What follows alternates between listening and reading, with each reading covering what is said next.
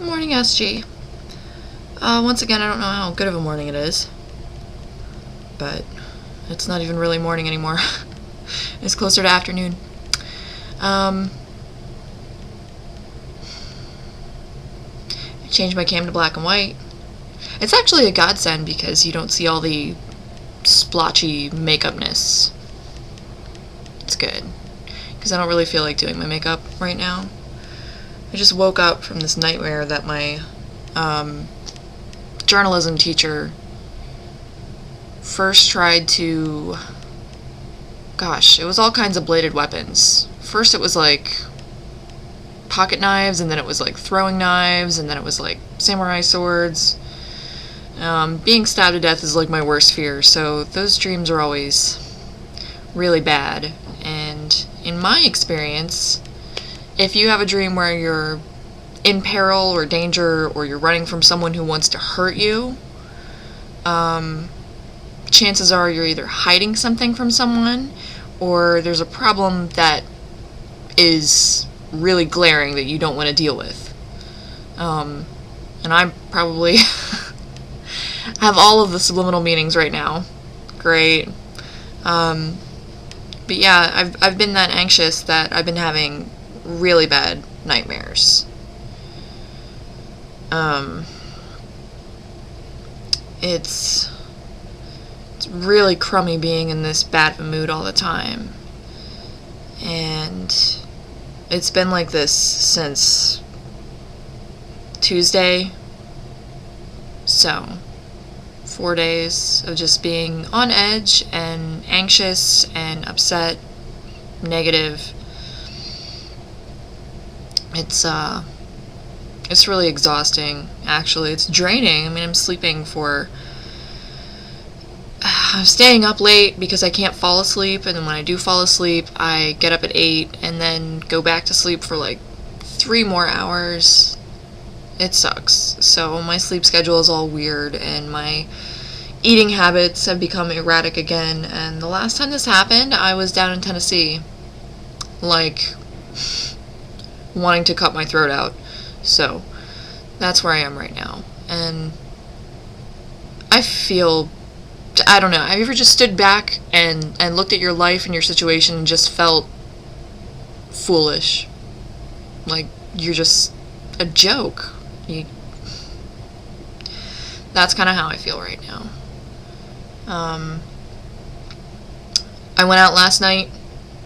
It's like I'd say it's like the second time that I've gone out here since I've been here, not in Tennessee. My friends own this venue in DC, and they're having a Thursday party. I don't usually go out on Thursdays, so I had never been. So I went, and they were playing dubstep. And for those of you who don't know what dubstep is, it's the running joke in the EDM scene that dubstep sounds like whale noises. I mean, it kind of does. So I'm not like one of those super passionate dubstep haters. Like, I'll tolerate it, but I don't want to go to an all dubstep party. I don't want to go where I can't get away from it, where I can't go to another room and hear something else. So that's where I was last night. So I was just sitting on like the bass box and being like, oh, get me out of here. And I rode with my friends, so I had to wait. But there was this guy. He's been in the scene for a long time. I've known him a while. We bump into each other at parties, house parties, whatever, all the time. And he's got this reputation. It's kind of like a ladies' man. Like, he's a great dancer. He dresses really well. Like, he's really snazzy, you know. He kind of looks like Mr. Clean. He's got like a shaved head and like the hoop, whatever. But so he and I have known each other for a little while, and he was there. And I'm sitting on the speaker box looking all like, get me out of here. And he kind of saunters over, and, you know, it's the usual, hey, how are you? Haven't seen you in a little while. What have you been up to? And proceeds to lay on me. So, I hear you're single. Kind of living the single life. And I was like, yeah, I guess I am. And then he was essentially like, "Are you looking?" And I was like, "No, not really." He was like, "Aw." Well, if you want to hang out or do something sometime, hit me up on Facebook. I'll give you my phone number. No. And I was like, "Yeah, sure. Thanks, buddy." And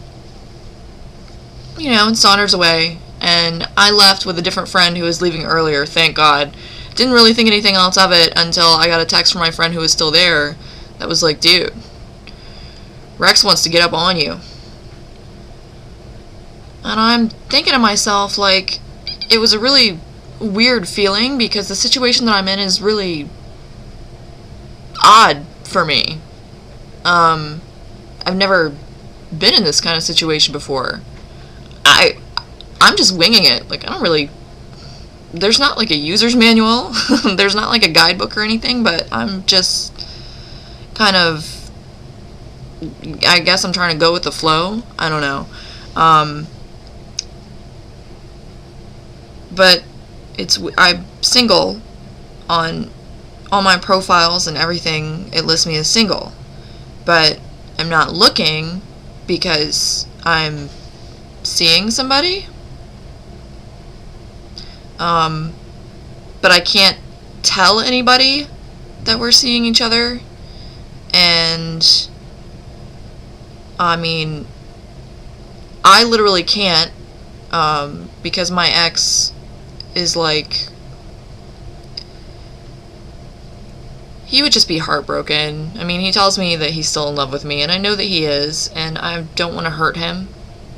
And aside from that, if I don't keep him in a good, happy place, he's the one who's paying my car payment because he owes me money.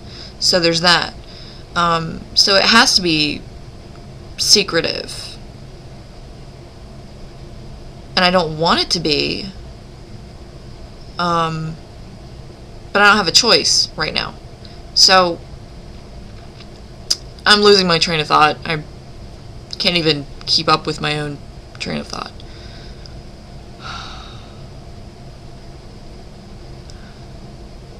Basically, I don't really know what's going on, and it scares me. And I feel like the more you like somebody, the more they can hurt you. And that's proving true. And I don't want to get all mushy, girly, chickly. I don't want to be like that. So I guess I have to find a happy medium to this secret knocking of the boots.